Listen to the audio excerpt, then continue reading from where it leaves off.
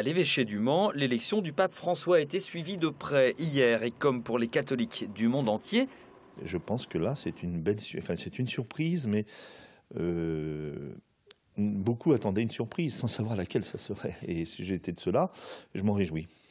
Premier motif de réjouissance, l'attitude du nouveau pape qui fait prier l'Assemblée sur la place Saint-Pierre. Je pense que c'est un homme d'une grande qualité intellectuelle et aussi un spirituel, un homme de prière. Il a fait prier les gens. Moi, je suis très attentif. Il les a fait mettre en silence. Et l'un des défis du monde aujourd'hui, c'est la question du silence. Parce que le silence, c'est le lieu où on réfléchit et où on prie aussi pour les chrétiens. Deuxième motif de contentement, le choix du nom du pape, en référence à François d'Assise notamment. Et pas simplement la question de la pauvreté. François d'Assise, c'est l'authenticité, l'exigence évangélique.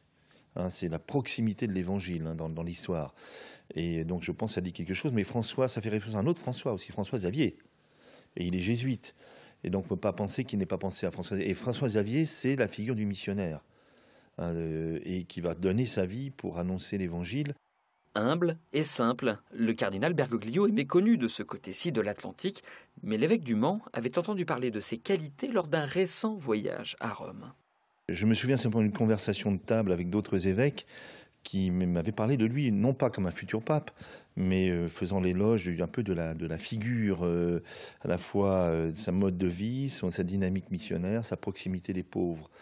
Et de fait, c'est ce qui ressort de tout ce que j'entends moi-même depuis hier soir.